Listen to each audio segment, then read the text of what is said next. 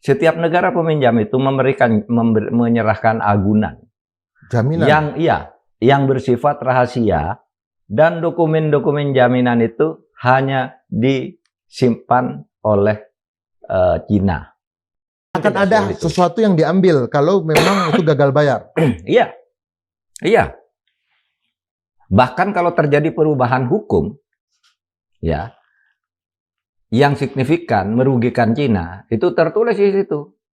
Itu Cina bisa menganggap Indonesia itu one prestasi atau negara lain itu one prestasi dan dianggap gagal bayar. Dilakukan tindakan sesuai dengan jaminan-jaminan itu. Yang berperan aktif itu satu Menko Perekonomian, Pak Darmin, ya karena memang tugas dia. Darmin Nasution. Oke. Yang kedua Bu Rini yang paling depan karena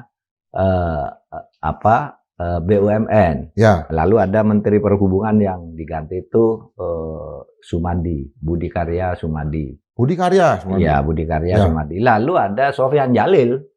Sofyan Jalil itu apa? Waktu itu Kepala BPN kan, Menteri Pertahanan, itu untuk pembebasan tanah dan sebagainya. Yang saya dengar dari pelaku, jadi waktu itu Kasau menolak membeli helikopter itu. Waktu dipanggil oleh Presiden, Pak, saya tidak setuju. Kita tidak perlu ini, untuk VIP kita udah punya gitu. Tapi Pak Jokowi minta harus itu. Terus Kasau tetap tidak mau. Karena Kasau tidak mau, yang disurati sekjennya. Oleh Setkap. Sekjennya itu itu disuruh itu. Makanya dia yang sekarang masuk penjara. Sestamanya ya? Iya.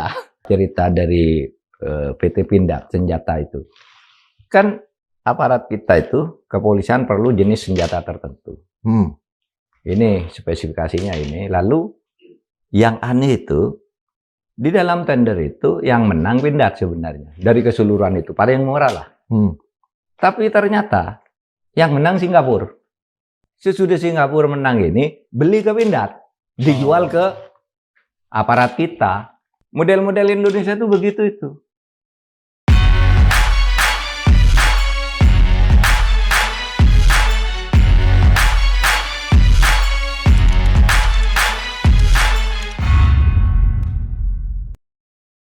Sobat Marilog, Komisi Pemberantasan Korupsi baru saja mengeluarkan pernyataan bahwa lembaga anti rasuah ini sudah melakukan proses penyelidikan terhadap proyek kereta cepat WUS ya sejak awal tahun.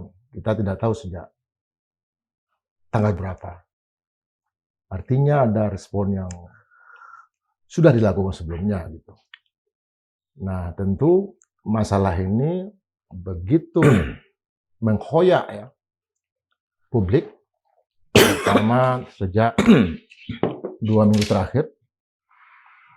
Dan untuk menyimak, mendalami apa yang dimaksud dengan proses penyidikan ini, kaitan antara dugaan korupsi di dalam proyek kereta cepat ini, kita menghadirkan orang yang menjadi rising star-nya, kehendak public demand, Profesor Dr. Mahfud MD. Mas, nggak datang bro? Ya. Bro, alhamdulillah bro. Sorry ya kalau saya sambil agak batuk-batuk kecil. Oh, justru itu. Tenggorokan gatal. Berarti ilmunya keluar. Keluar, oke. Apakah dalam proses penyelidikan yang dilakukan oleh KPK, mantan Presiden Jokowi bisa didengar keterangannya? Ya bisa saja ya. Karena di dalam penyelidikan itu bisa memanggil siapa saja yang dianggap ada kaitan atau dianggap tahu. Tapi ingatlah ini penyelidikan, bukan penyidikan. Kalau penyelidikan itu kan belum ada peristiwanya, belum ditemukan alat buktinya, tapi dugaannya sudah ada gitu, sehingga diselidiki, begitu ketemu dua menjadi penyidikan yang nanti akan menentukan peristiwanya dan pelakunya. Baru sesudah itu pendakwaan ke pengadilan gitu aja. Jadi manggil Pak Jokowi juga bisa. Kenapa tidak? Cuma secara psikologis biasanya, psikologis ya, secara psikopolitisnya, itu biasanya tidak sampai ke sana. Ya. Sampai biasanya ya kalau dalam kasus seperti ini. Tapi teorinya bisa, kenapa tidak gitu. Nah kita lihat aja perkembangannya. Apakah unsur-unsur pidana itu nanti akan ditemukan di dalam proses penyelidikan ini. Itu aja. Karena gini kan, rakyat juga belum bisa kan secara pasti membedakan antara penyelidikan dan penyidikan ya. Antara diperiksa, menyampaikan laporan, diperiksa dan memberi keterangan, itu kan berbeda sebenarnya di dalam hukum. Nah tapi lepas dari itu kan sangat-sangat teknis ya, artinya itu soal hukum acara aja yang ini. Tapi kalau soal substansinya kan ini masih menjadi masalah besar, ya kan? Ya.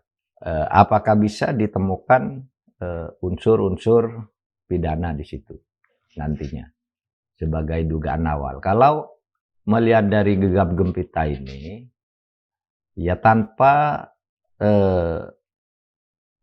harus secara mutlak mengaitkan dengan orang seperti Pak Jokowi gitu, ya kayaknya memang layak diselidiki dan sudah betul tuh KPK melakukan penyelidikan sejak awal tahun ini katanya. Karena kan memang ada keanehan gini loh ceritanya. Kereta Wus ini kan dibuat di tahun 2015. Semula ya 2015 Pak Jokowi baru 6 bulan gitu jadi presiden sudah ini. Semula dengan Jepang seperti diketahui. Oke. G2G dengan Jepang, government to government. Dengan angka pada waktu itu 6,2 miliar dolar ya. Triliun. Ya, triliun. 6,2 miliar. Miliar dolar ya. Sehingga triliunnya tuh dalam rupiah nantinya. Nah, itu sudah oke antar pemerintah. Tiba-tiba ada usul perubahan. Usul perubahannya itu dari pemerintah Indonesia. Turun angkanya menjadi 5,5, tetapi bunganya naik 2000% ya. Kalau dari 01 ke 2 itu kan 2000% ya. 2000% naiknya. Itu satu keanehan sendiri. Tetapi apakah itu salah? Tidak salah. Ya, karena itu diskresi presiden kan boleh melakukan itu. Tidak harus presiden itu dikatakan itu korupsi. Lalu ketika dia akan mengajukan ini, Yonan tidak setuju. Pak Yonan tidak setuju. Lalu diberhentikan. Apakah itu salah? Tidak salah.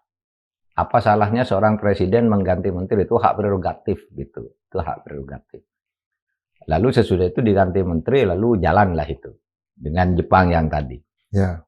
Nah, yang tidak ada masalah kalau tidak ada masalah karena semula kita tahu pengumuman presiden itu murni bisnis to bisnis, B2B kan. Nah tiba-tiba di tengah perjalanan tuh ada goncangan-goncangan gitu, sehingga perlu diantisipasi kemungkinan gagal bayar dan sebagainya seperti yang sekarang terjadi. Nah, di situ kemudian orang kaget ketika Pak Purbaya itu mengatakan saya tidak mau dong bayar hutang Wus dari APBN. Dulu kan dari bisnis ke bisnis. Sebenarnya itu pernyataan biasa saja kan, ya jangan mau gitu. Tapi sebenarnya kenapa kemudian hutangnya begitu besar kan? Lalu nyebut hutang kan, Pak Purbaya. Kemudian Komisi 6 DPR marah-marah kan ke Direksi Kereta Api Indonesia. Kamu itu kapan apa bisa lunas ini?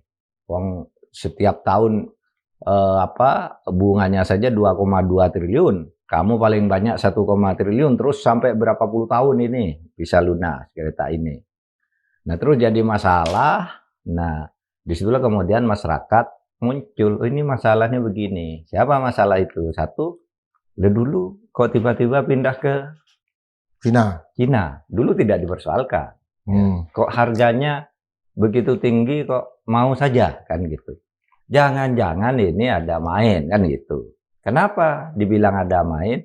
Karena sebenarnya satu, ada pemecatan Jonan yang sah. Tetapi peristiwa yang mendahului dan mengikuti kan bisa saja menimbulkan kecurigaan dalam hukum itu.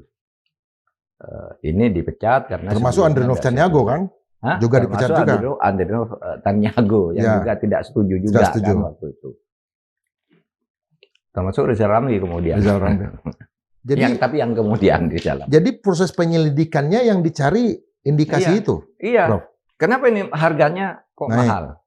Apakah ini layak? Siapa dulu yang ngitung? Siapa dulu yang nego? Dan sebagainya. Iya kan? Bisa dicari dari sini. Dengan catatan ini dulu. Jangan sampai kita ini seakan-akan tidak setuju pembangunan transformasi umum. Sangat setuju. Sangat setuju. Betul itu Pak Jokowi. Bahwa ya kalau transportasi umum itu bukan keuntungan ekonomisnya yang dicari. Tapi keuntungan sosialnya kan. Ya. Jadi lebih maju kita dan macam-macam lah. Transportasinya sendiri ya mungkin rugi. Kita setuju rugi, tetapi tidak boleh ada korupsi, kan begitu menurut hukum. Nah, itu yang harus diselidiki. Kan jadi gitu. Yang dicari itu kan dokumen-dokumen waktu itu. Itu persoalannya. Dokumennya itu kan tidak pernah bisa diakses. Sebenarnya seperti apa sih dokumen itu? Kemudian penghitungannya seperti apa sih gitu. Kan itu yang dikhawatirkan, bukan oleh saya. Bukan oleh saya, tapi oleh para ahli yang bicara itu, bahwa itu tidak layak dan sebagainya. Nah, di situ saja sebenarnya. Padahal itu bukan rahasia negara kan, Prof? Seharusnya bukan rahasia negara, tapi ada satu studi ya yang dilakukan oleh Deutschwelle di Jerman itu. Ya.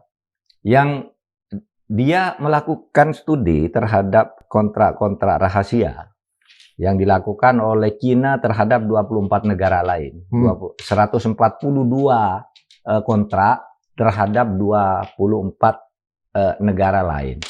Itu isinya bahwa pertama yang paling penting itu kerahasiaan. Ya. Hutang negara peminjam terhadap Cina itu adalah hutang rakyat, sehingga rakyat tidak boleh minta pemberhentian bayar dulu karena misalnya pemerintahnya dianggap curang, harus bayar gitu ya. Hutang rakyat ya? Hah? Hutang rakyat ya, bukan hutang rezim ya, bukan hutang ini. Hutang. Dikatakan rakyat sepertinya tidak boleh di dalam kontrak-kontrak itu ditunggu hasil tuntutan rakyat atau apa, nggak boleh ditunggu kalau ada sesuatu gagal bayar. Lalu ada lagi satu klausul, setiap negara peminjam itu menyerahkan agunan, jaminan yang bersifat rahasia, dan dokumen-dokumen jaminan itu hanya disimpan oleh Cina. Itu dalam bentuk apa, Prof? Ya makanya itu sifatnya rahasia. Bisa batangan dokumen. Bisa dokumen, seperti yang kemudian disebut, bukan oleh saya nih, yang disebut oleh Pak Bagio. Kayak Sri Lanka, itu jaminannya kan pelabuhannya. Gitu. Iya kan terus diambil sampai sekarang. Gitu. Pelabuhan internasionalnya ya? Pelabuhannya itu menjadi pangkalan Cina sekarang. Kenapa? Dulu dia kontrak, lalu memberi persetujuan kalau yang terjadi diambil.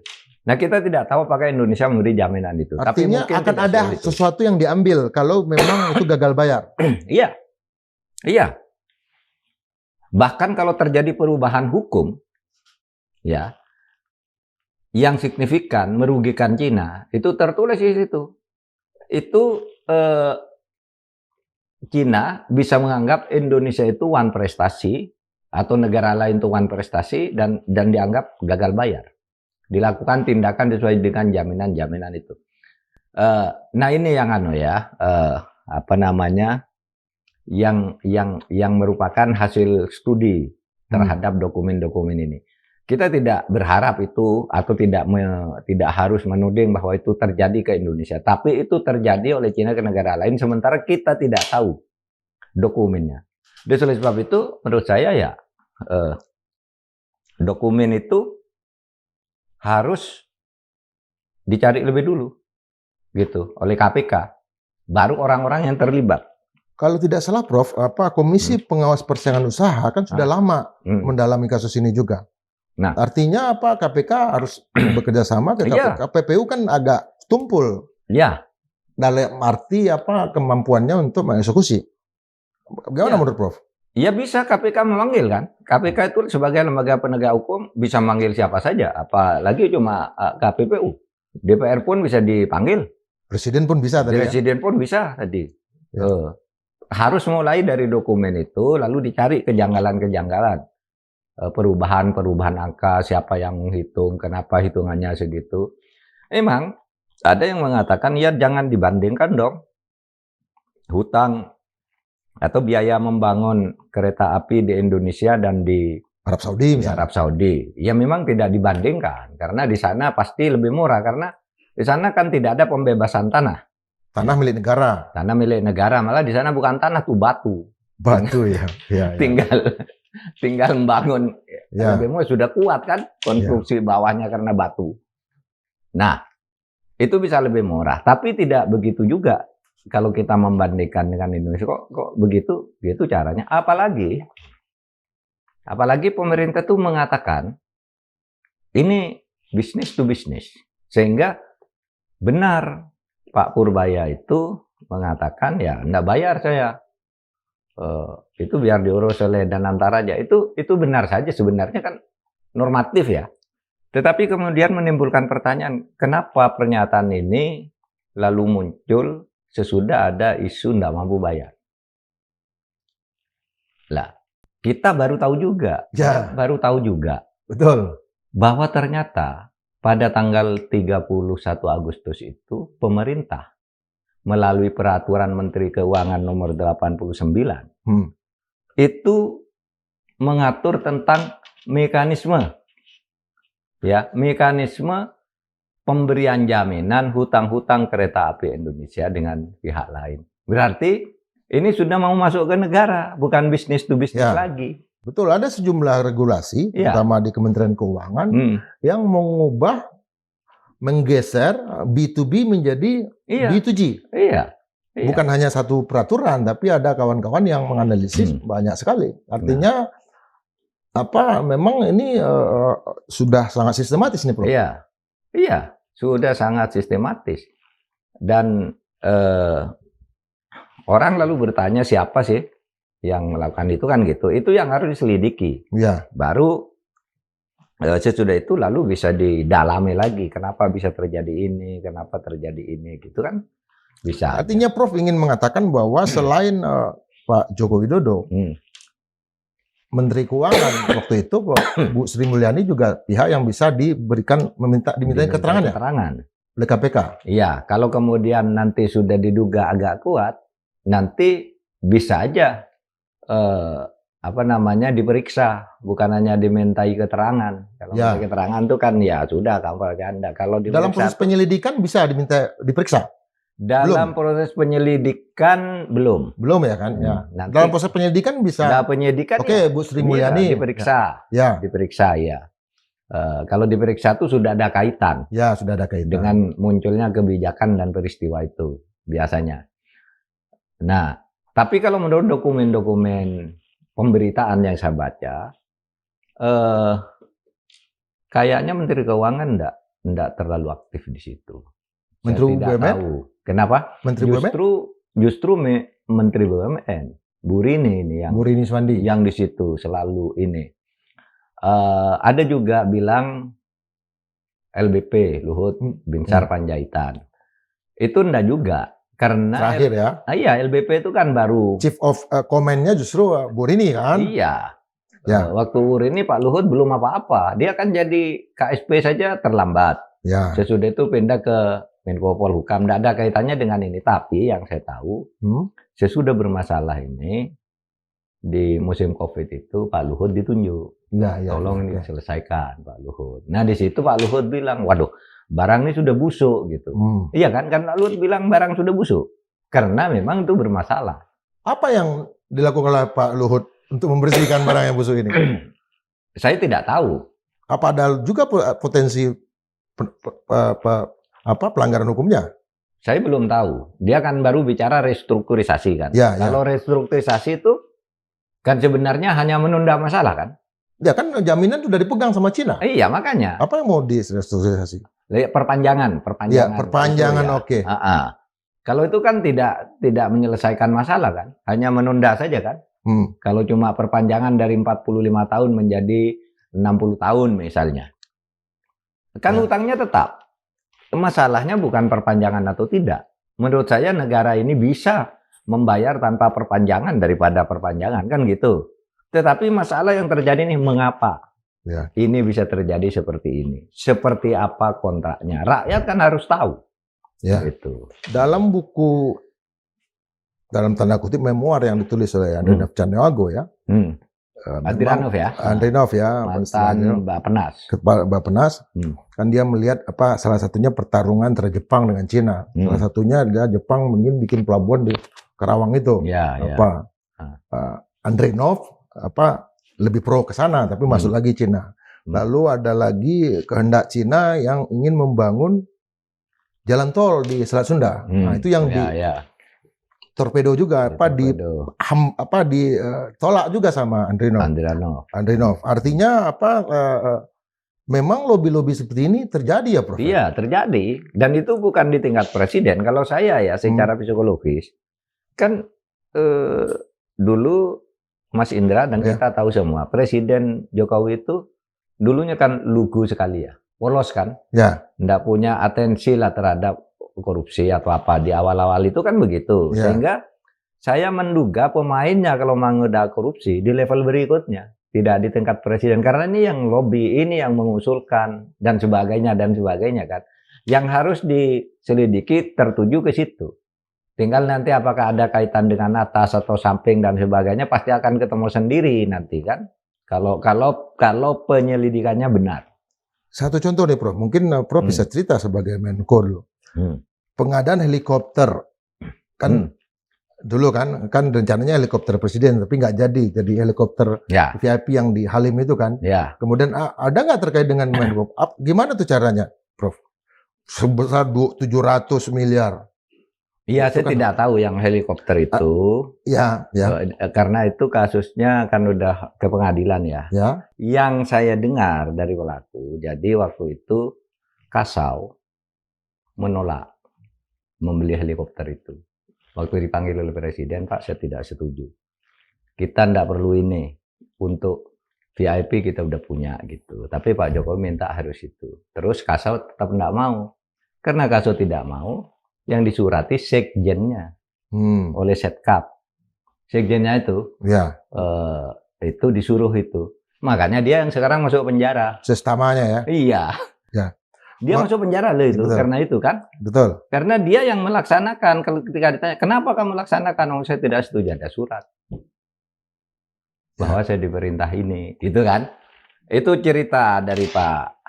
Maksud saya itu Prof, misalnya dalam jual beli senjata nih, di era Prof, adakah lobby-lobby itu dilakukan oleh pihak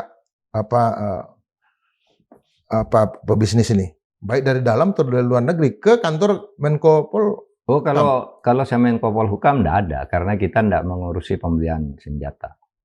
Dulu waktu saya Menhan, wah itu banyak sekali. Waktu Menhan ya, cerita Menhan. Itu sampai waktu saya Menhan dulu tahun. Beli peluru. Iya, beli peluru termasuk pesawat Hercules yang di embargo itu kan kita mau beli ke sana. Ya saya datang sendiri ke beberapa negara, antara lain ke Yordan gitu ya. Karena di situ ada pialang senjata tuh, Pak Walid Kurdi. Saya datang ke rumah dia. Saya tanya-tanya harganya. Saya bilang ini katalognya. Saya nawar lah. Tidak segini karena kami mau beli banyak. Dia bilang begitu tuh timnya, ini orang Indonesia satu nih aneh katanya. Biasanya orang Indonesia kalau ke sini minta dinaikkan. Iya. Waktu itu ya. Betul. Itu saya tahun 2000. Udah 24 tahun yang lalu lah. Nah, mungkin saja hal seperti itu terjadi kan, di markup sendiri. Ya. Tapi disuruh kickback, kan bisa. Ya, kickback. Bisa terjadi kickback. Bahkan dulu saya dapat, ini sudah tahun 2001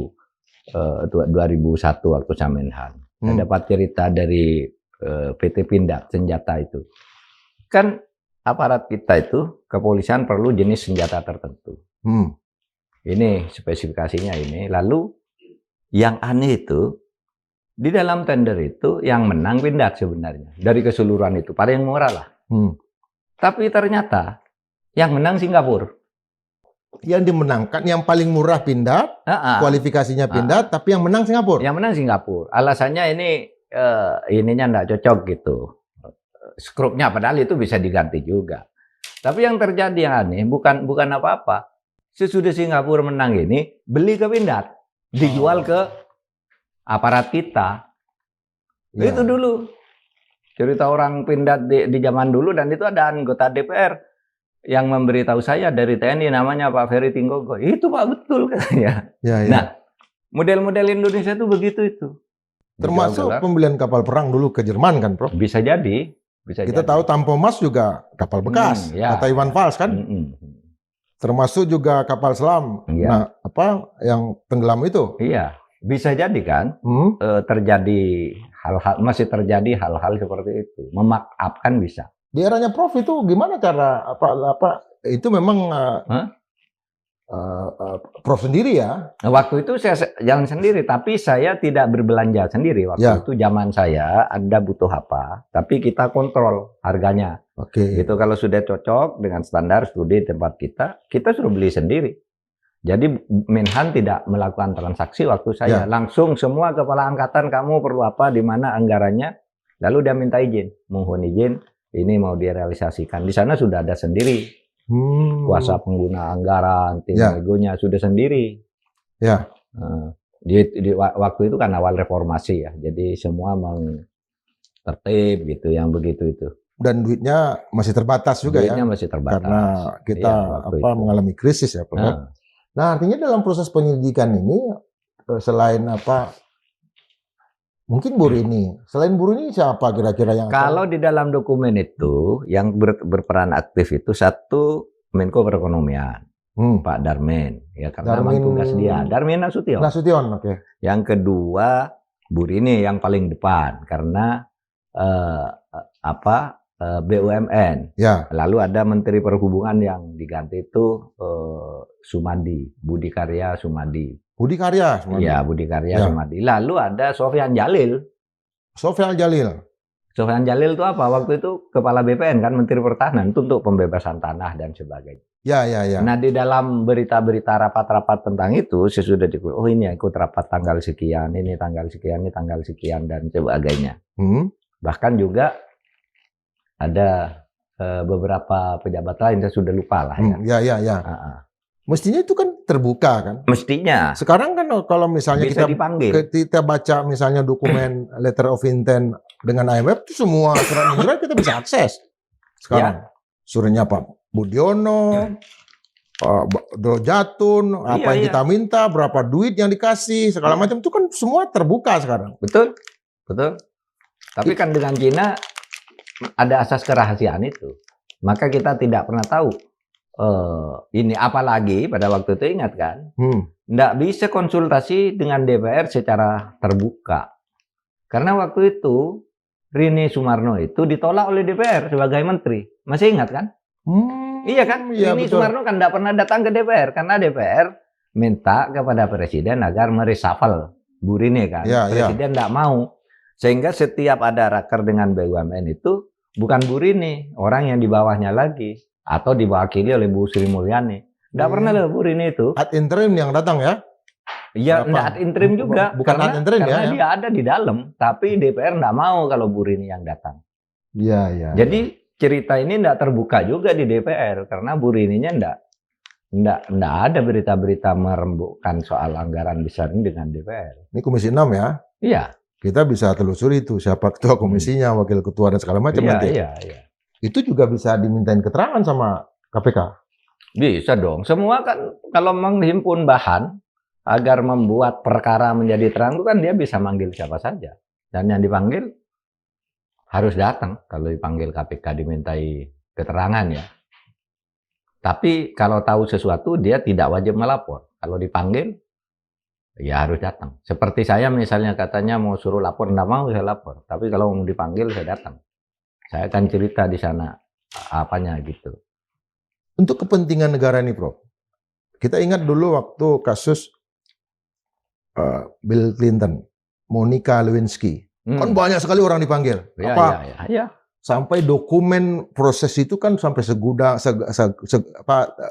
berapa kontainer kan, sekalipun diputuskan pada akhirnya nggak jadi di-impeach kan. Jadi di-impeach. Nah, bisa nggak proses penyelidikan dan penyidikan kasus ini menjadi parade pemanggilan itu dan kayak dulu kasus Bank Senturi, tapi yang sekarang pelakunya KPK untuk kepentingan negara bisa ini. Bisa saja kalau KPK supaya mau. Transparan. Iya, kalau KPK mau, kenapa tidak gitu? KPK itu kan memang dibentuk untuk mengurusi hal-hal seperti itu, bukan kriminal biasa. Ini korupsi yang rumit melibatkan pejabat yang ditakuti orang, sehingga dibuat lembaga yang tidak boleh takut kepada siapapun, itu namanya KPK kan dulu idenya begitu. Ya.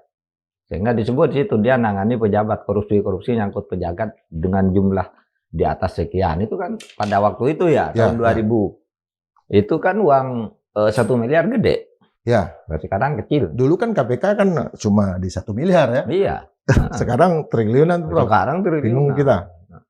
Artinya kalau terjadi proses parade proses pemanggilan itu, apakah disebut dengan pemberian keterangan atau pemeriksaan, ini akan sangat bagus buat pendidikan hukum, buat ketahanan negara, transparansi, pengetahuan publik ya, Prof. Dan buat KPK sendiri bagus. Buat KPK. Kalau berani, gitu.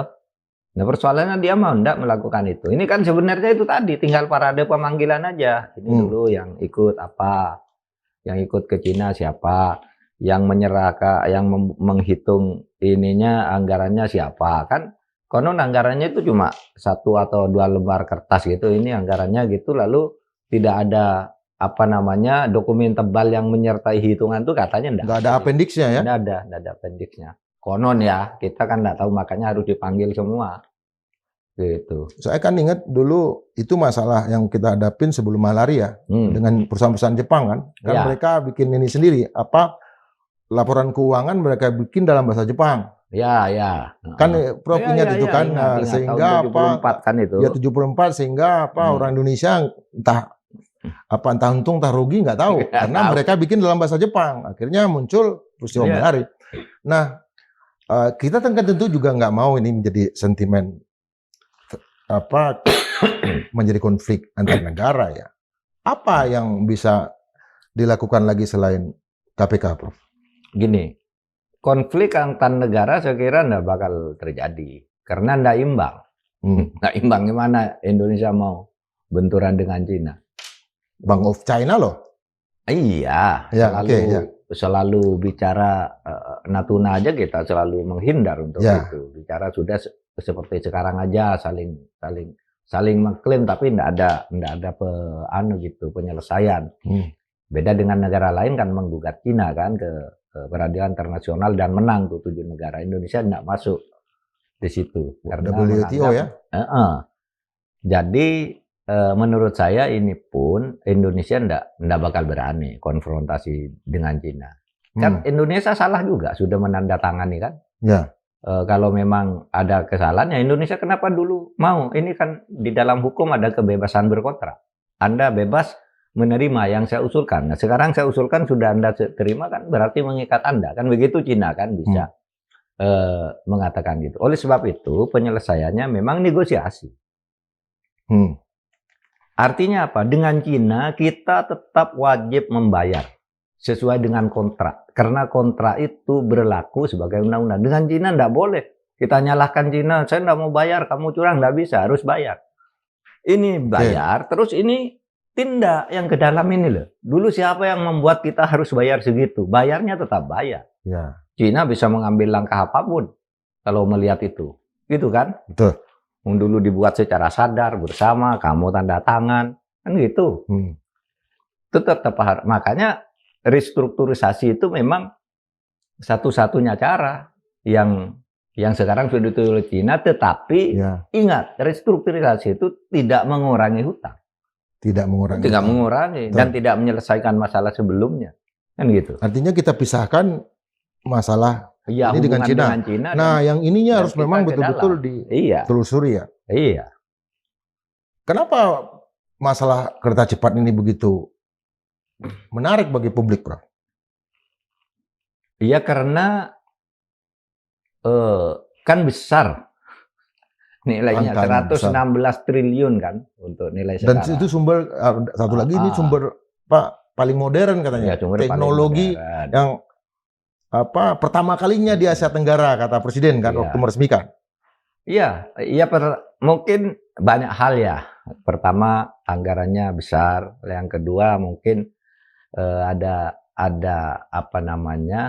semacam mau bilang kebohongan juga susah ya.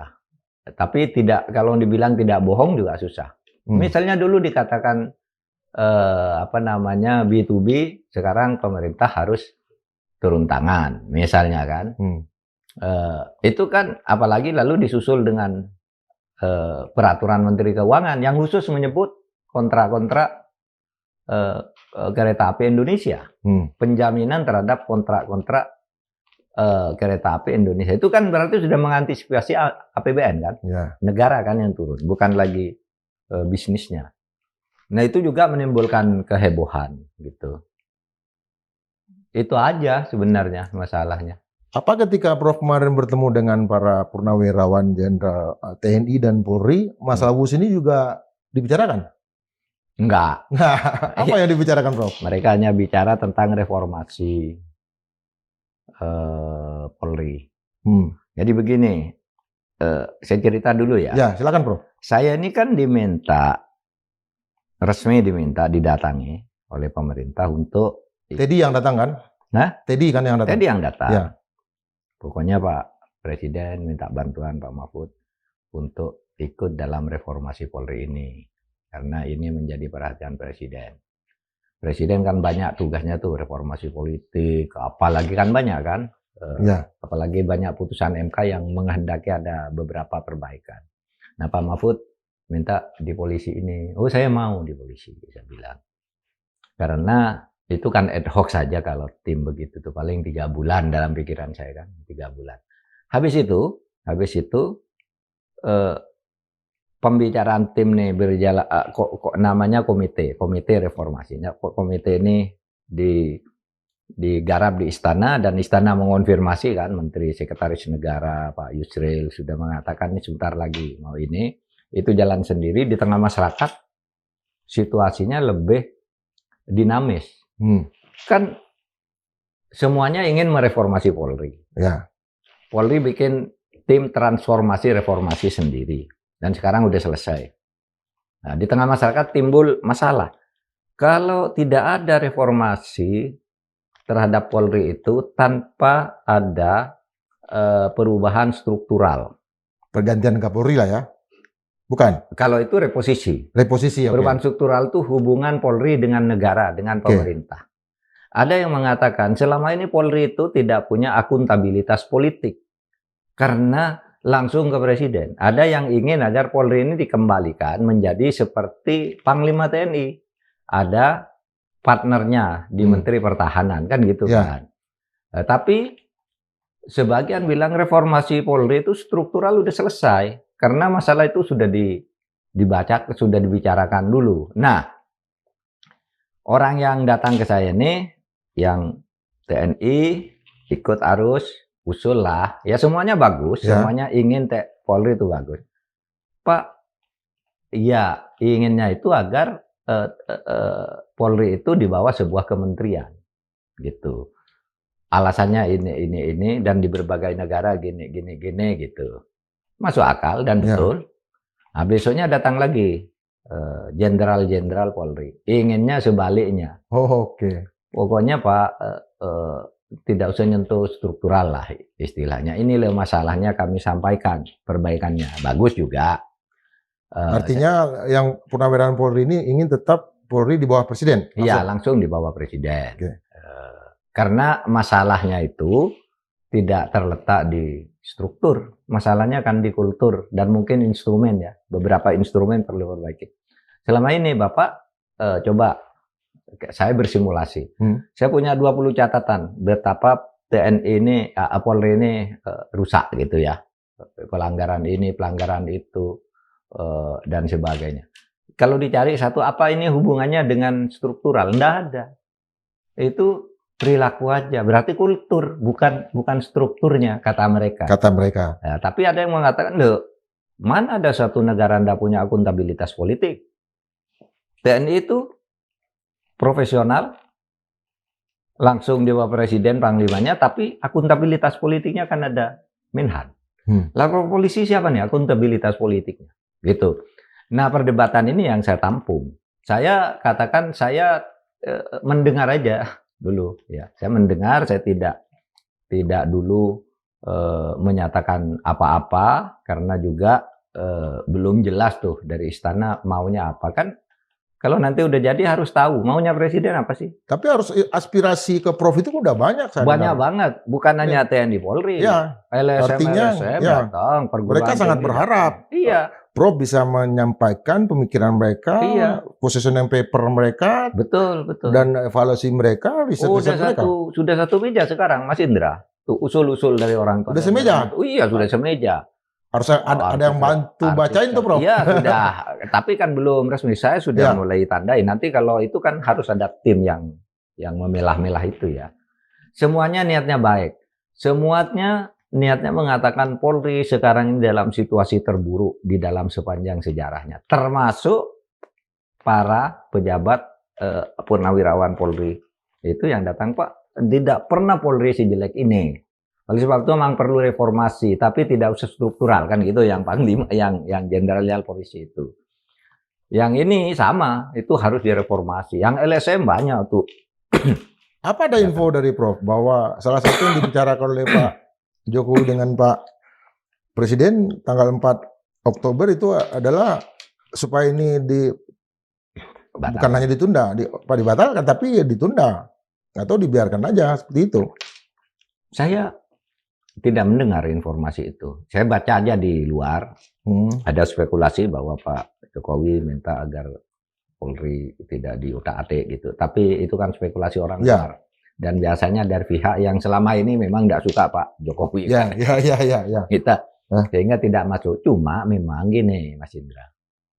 Waktu saya didatangi untuk menjadi anggota itu, saya katakan iya. Saya terus tidak pernah bertanya lagi ke istana. Saya hanya mendengar pemberitaan Pak Mensesnek bilang minggu depan sudah ditandatangani. Justru bilang anggota-anggotanya ini nanti Polri diperbaiki gitu. Cuma segitu aja saya. Saya tidak pernah bertanya. Karena apa? Karena saya merasa jangan-jangan dikira saya ingin ke situ. Saya tidak ingin. Tetapi kalau saya sudah terlanjur bilang ya begitu ditugaskan, saya bismillah. Kalau tidak ya sudah. Makanya saya tidak pernah bertanya. Saya menunggu aja apa keputusan istana. Sehingga saya tidak juga tahu sampai kita ketemu nih berdua sekarang nih. Saya tidak tahu perkembangannya sampai apa itu. Tapi di meja saya udah banyak. Setiap hari ratusan kasus muncul. Orang-orang yang menjadi korban lapor. Ya. Korban mafia, korban penganiayaan, korban perkara yang dibolak-balik dari perdata jadi pidana, dari pidana jadi pemerasan, dan sebagainya itu sudah banyak. Bahkan yang lapor-lapor ini, ya bukan hanya masyarakat, warga polisi sendiri yang menjadi korban. Ya kan banyak. Anggota polisi banyak, dia tiba-tiba dibuang ke Papua misalnya ya, hanya karena tidak cocok dengan ini. Ada orang yang ini baru nih. Untuk jadi brigjen itu, kan syaratnya kalau tidak salah 22 tahun bertugas atau berapa. Itu 2 minggu lalu. Bintang 1 ya? Iya, 2 minggu lalu ada orang naik brigjen, tetapi masa tugasnya masih kurang dari yang ditentukan oleh aturan di internal Polri sendiri. Harus menjadi misalnya pejabat struktural ini, Kapolres di mana gitu, baru ke situ gitu. Ini ada yang kemarin belum memenuhi syarat ini, belum lama. Hanya karena faktor pendidikan atau apa? Faktor koncoisme, faktor kedekatan, sehingga tidak ada lagi meritokrasi. Orang yang baik malah tersingkir, yang jelek sekarang punya posisi-posisi semua. Ada juga orang yang katanya ada dipecat, tiba-tiba muncul di satu kantor, gitu. Dan seterusnya. Memang ada alasannya. Ketika saya tanya, kok ada orang tuh kan sudah dipecat, jelas. Kok membantu lagi kantor sana? Karena dia masih mau naik banding katanya. Kan mestinya bisa begitu kan? Ya. Kalau dipecat, meskipun naik banding ya istirahat dulu dong, nggak usah ngantor kan gitu. Apalagi naik bandingnya nggak jelas juga. Nah, hal-hal seperti itu yang menghilangkan meritokrasi, kemudian Polri menjadi jelek di mata publik, tetapi mereka semuanya berharap Polri ini menjadi lebih baik. Terutama senior-senior Polri itu yang datang mereka yang saya kenal orangnya memang profesional ya. Ada misalnya Taufikur Rahman Ruki dengan segala kekurangannya. Kan hebat tuh. Kan hebat dengan segala, ada Togar Sianipar.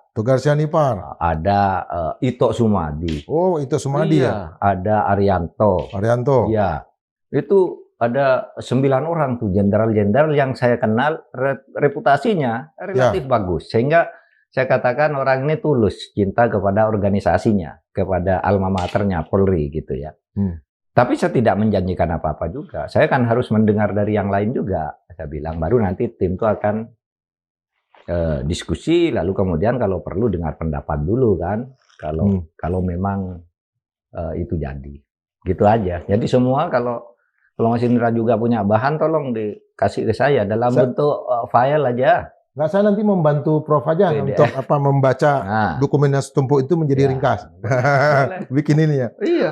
Nah, kalau institusi kepolisian ini kan terkait dengan banyak sekali perkembangan sekarang, termasuk WUS dan segala macam, itu bagaimana kita bisa melihat satu kemajuan sementara ada semacam stagnasi. Kondisi psikologisnya kan sekarang polisi ini idle. Prof, apa artinya kita berharap ada tim ini supaya polisi bisa lebih dihormati. Betul. Dianggap kehadiran komite ini itu seolah mencabut beberapa penyakit. Betul. Dengan dibentuknya aja penyakitnya udah mulai diurai. Betul. Baru dia bergerak. Betul. Makanya kita nunggu presiden. Ini yang diinginkan oleh presiden ini apa kan gitu kan. Kalau tim ini jadi ya dibentuk. Kan presiden saya ingin Polri begini. Lalu diskusi arahnya kemana. Ini kan belum ada.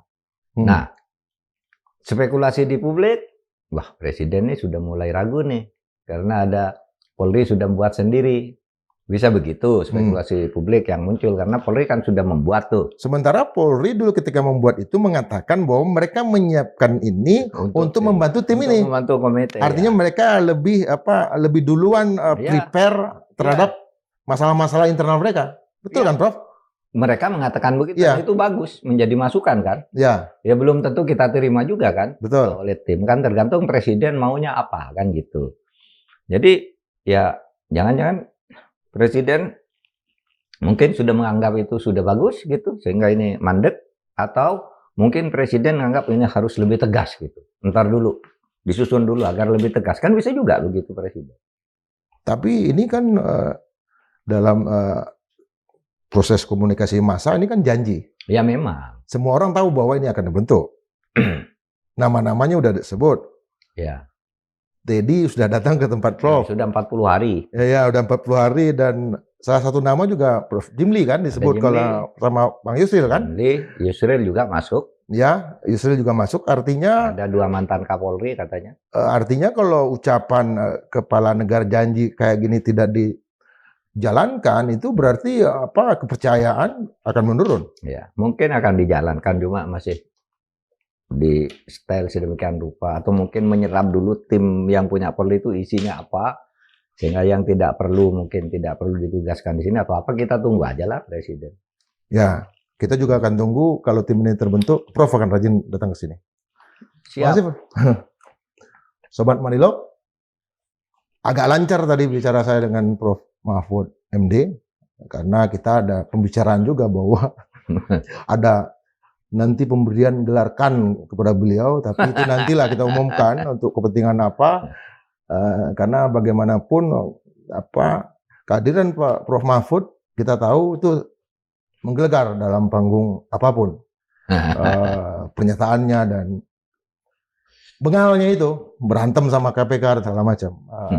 Sampai KPK akhirnya menceritakan sesuatu yang mungkin belum pernah kita dengar, bahwa proses penyidikan sebetulnya sudah mereka lakukan sejak lama, tapi diam-diam. Karena Prof Mahfud lah mereka mungkin baru bicara bahwa mereka sudah melakukan itu. Nah, sekarang kita tagih itu, kita sodorkan juga siapa saja yang harus diperiksa dan dokumen-dokumen apa aja yang harus dicari. Tetap berpikir merdeka 100%. Sampai jumpa dengan Prof Mahfud dalam edisi berikutnya. Yuk, sampai jumpa.